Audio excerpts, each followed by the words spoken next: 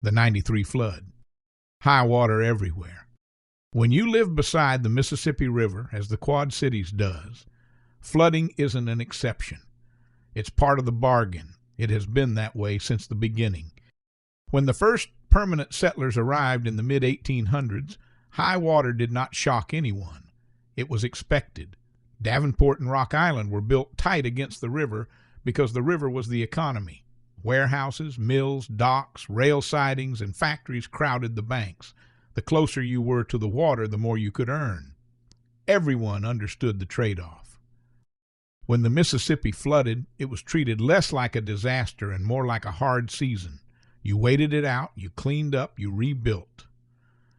The flood of 1851 was one of the first real tests. Heavy rains swelled the river and pushed water into low-lying parts of Davenport. Streets became mud channels. Goods stored near the docks were lost. Newspapers described residents lifting furniture onto barrels and wooden blocks, watching the water creep across floors. There were no flood walls, no pumps, no plans. People adapted or started over. And the river kept reminding them. In 1862, during the Civil War, high water complicated river traffic and military operations around Arsenal Island.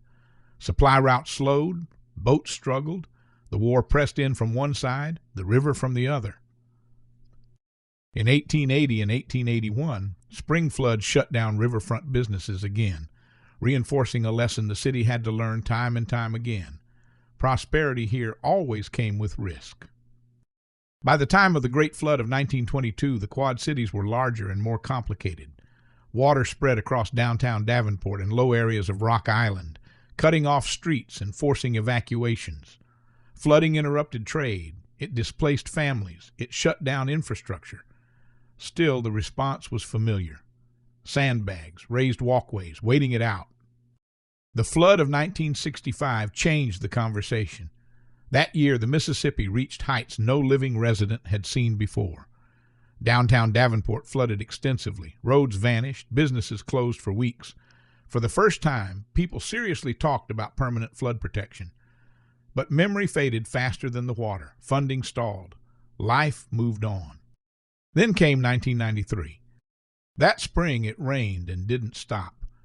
April bled into May. May into June. Fields saturated. Creeks stopped draining. Every tributary fed the same slow rising force. People listened to weather reports the way earlier generations listened for river gauges nailed to bridge pilings. At first it felt familiar. Parks flooded. Bike paths disappeared. Someone took a picture standing knee-deep where grass had been days earlier. There were jokes, nervous laughter. Then the river kept climbing.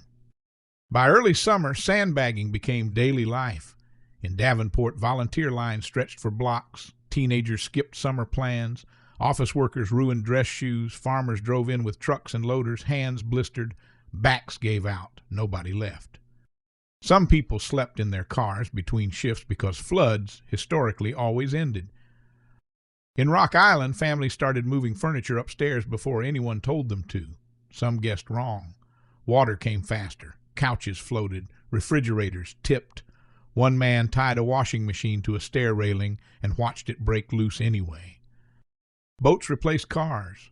Someone paddled down a residential street waving like it was a parade. Another tied a canoe to a stop sign so it wouldn't drift away overnight. Kids fished off porches. Nothing about the flood felt real. On Arsenal Island, roads vanished. Guards waved cars back. Historic buildings stood surrounded by water, reflected perfectly as if the river had decided to reclaim its old ground. Downtown Davenport became unrecognizable. Stoplights hung over water. Street signs disappeared. People waded through intersections where traffic once stalled at rush hour. One man carried his briefcase over his head, tie still on, shoes in his hand. Some refused to leave. A riverfront bar owner slept on a cot behind the counter until the water reached the taps. Only then did he lock the door and walk away.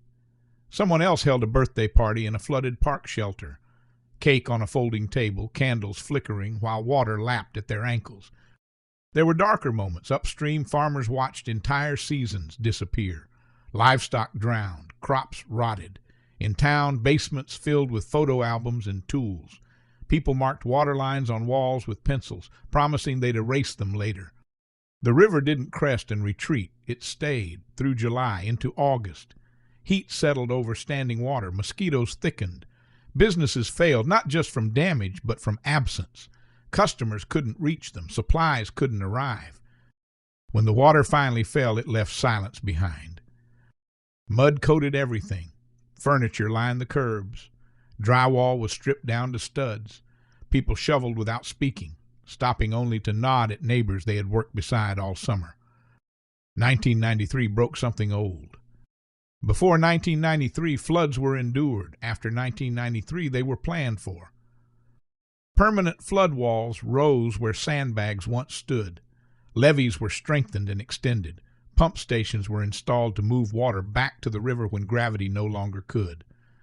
Riverfront parks were redesigned to flood on purpose, built to absorb water instead of fighting it. Buildings were elevated or removed altogether. Streets were regraded. What had once been emergency response became infrastructure. The riverfront itself changed shape. Instead of pretending the river would always stay put, the Quad Cities began giving it room. Open space replaced vulnerable development. Floodplains were treated as buffers, not mistakes. The river was no longer just scenery. It was a force to be accommodated. Emergency planning changed too. Flood stages were mapped. Evacuation plans formalized. Warning systems improved. What had once relied on memory and instinct became policy. When the water rises now, there are playbooks instead of guesses. The city accepted what settlers in 1851 already knew, but modern life had tried to forget. Living on the Mississippi means living with uncertainty. You can manage it, you can prepare for it, but you cannot erase it. Every generation learns that lesson again.